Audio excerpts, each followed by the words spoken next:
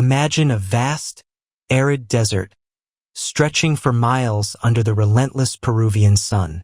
Now, imagine enormous, intricate designs etched into this very earth. Figures so immense they can only be truly appreciated from hundreds of feet above. They are ancient, they are precise, and their purpose remains one of the greatest archaeological riddles of our time. Welcome, adventurers and history enthusiasts, to the land of the Nazca Lines.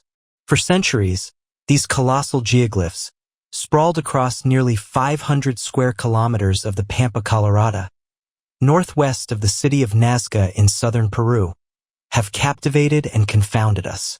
Who created them? Why? And how, with seemingly primitive tools, did an ancient civilization achieve such breathtaking scale and astonishing accuracy? Get ready, because today, we're diving deep into the enduring enigma of the Nazca Lines. While locals undoubtedly knew of these markings for generations, the true scale and artistry of the Nazca Lines remained largely hidden until the dawn of aviation. In the 1920s, Peruvian archaeologist Toribio Mejia Zesp first systematically studied them, but it was in the 1930s, when pilots began flying over the Nazca Plains, that the world truly grasped the monumental nature of these creations. But the real pioneer who brought the Nazca Lines into the global spotlight was an American historian, Paul Kosok.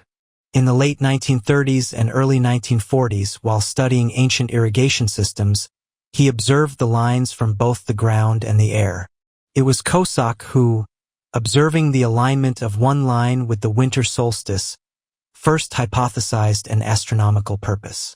However, the name most synonymous with the Nazca Lines is that of Maria Reiche, a German mathematician and archaeologist. Reiche dedicated over 40 years of her life to meticulously studying, mapping, and preserving these incredible geoglyphs. From the 1940s until her death in 1998, she lived in a small house near the plains, tirelessly documenting every line, every curve, every mysterious figure. She believed, like Kosok, that the lines functioned as a colossal astronomical calendar, predicting solstices, equinoxes, and perhaps even the movements of stars.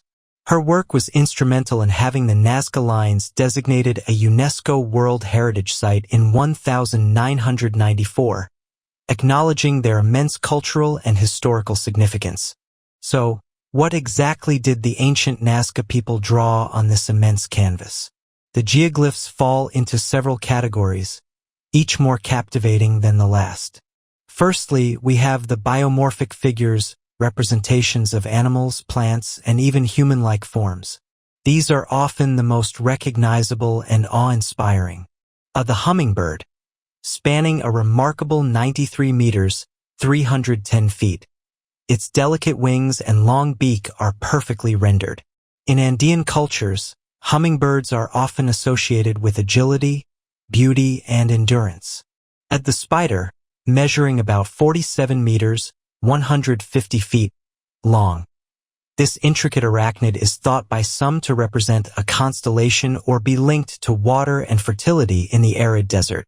The monkey, with its distinctive spiral tail and outstretched hands, this playful figure is around 93 meters, 310 feet, long and 58 meters, 190 feet, wide. Some theories connect it to the tropical rainforests to the east, hinting at the Nazca's broader ecological awareness. The condor, a massive bird, stretching almost 134 meters, 440 feet, long. The condor holds deep spiritual significance in Andean cultures, often symbolizing power and the heavens. The whale, a striking image, likely reflecting the Nazca people's awareness of the Pacific Ocean and its bounty, perhaps symbolizing abundance or water. The hands, a pair of large, distinct hands, their purpose still debated. The tree, another natural representation, demonstrating the Nazca's connection to their environment. The astronaut or owl man, a peculiar humanoid figure, sometimes interpreted as a deity or even a representation of something otherworldly, though its exact meaning remains a mystery. Beyond these captivating figures, There are also thousands of geometric shapes and straight lines. Some lines stretch for kilometers, crisscrossing the plains in every conceivable direction. You'll find triangles, rectangles, spirals, trapezoids, and radiating lines that emanate from a central point. There are even tracks which appear to have been laid out to accommodate large numbers of people.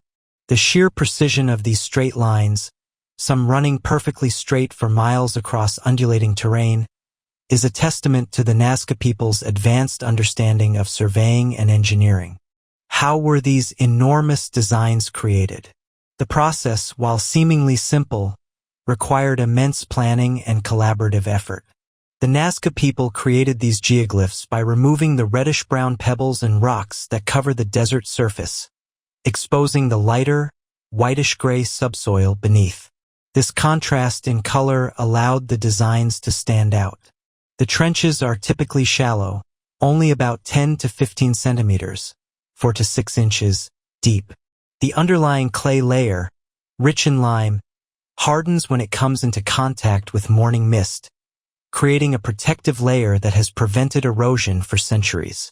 Researchers have even found evidence of small piles of stones marking key points, suggesting they used stakes, ropes, and careful measurements to scale up their designs from smaller models.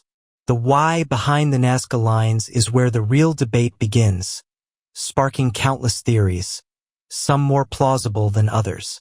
Since their discovery, scholars, archaeologists, and even fringe theorists have put forth compelling, sometimes wild explanations. Theory 1. Astronomical calendar or observatory. This is perhaps the most widely accepted scientific theory, championed by Paul Kosok and Maria Reiche. They proposed that many of the lines and figures align with celestial events, the rising and setting points of the sun, moon, and specific stars during solstices and equinoxes. This would have been vital for an agrarian society, allowing them to track seasons, predict planting and harvesting times, and perhaps even mark significant religious festivals tied to the celestial cycles. Some even suggest certain animal figures might represent constellations or dark patches within the Milky Way. Theory 2. Religious and ritualistic purposes, particularly related to water and fertility. Given the extreme aridity of the Nazca Desert, water was a life-sustaining resource, and its scarcity would have deeply influenced their spiritual beliefs. Many scholars, like archaeologist Johann Reinhard, suggest the lines and figures were part of elaborate ceremonies and rituals to appease deities associated with mountains and water sources, imploring them for rain and successful harvests. The repeated presence of animals like the spider, often a symbol of water and fertility, birds, and fish supports this idea. The lines themselves might have been sacred pathways for processions, walked by priests or pilgrims as offerings or prayers. Theory 3. Markers for water sources or irrigation. A fascinating, though more controversial, theory by independent researcher David Johnson suggests that the lines actually pinpoint the locations of underground aquifers or ancient irrigation systems called puquios. While dowsing, his method, is debated, the importance of water management for the Nazca people cannot be overstated. They engineered sophisticated underground aqueducts to compensate for their arid environment, so it's not entirely far-fetched to consider a connection to water infrastructure. Theory 4. Ancient communication or pathways. More recent studies, particularly by archaeologists from Yamagata University in Japan, suggest that the linear geoglyphs might have been ancient communication routes or pathways connecting different settlements and valleys. The figures they propose might have marked these routes or served as directional indicators for travelers. Some figures are even found on slopes alongside what appear to be ancient pathways, lending credence to this idea. Theory 5. The ancient astronauts and other fringe theories. Of course, no discussion of ancient mysteries is complete without a mention of the more unconventional theories.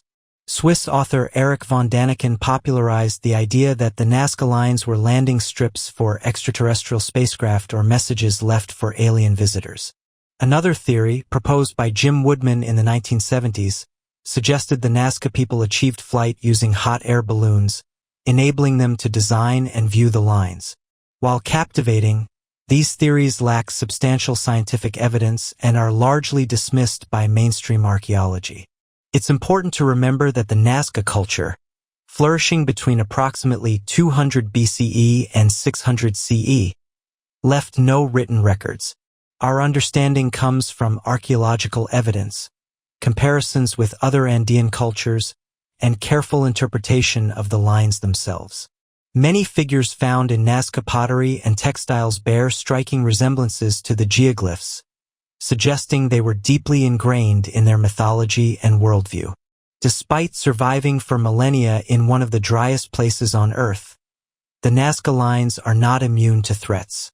Modern human activity, including illegal mining, urban expansion, and increasing tourism, poses risks to these delicate masterpieces.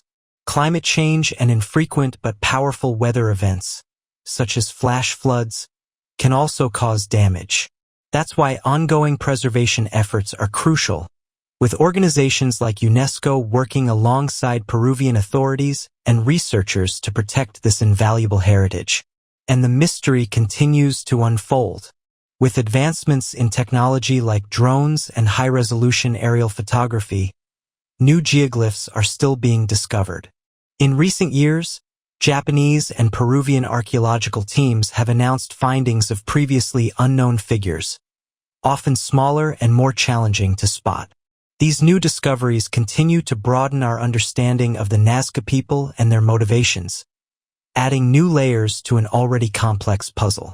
Each new line, each new figure, offers another whisper from a long-lost civilization, inviting us to delve deeper into their beliefs, their ingenuity, and their connection to the vast cosmos above.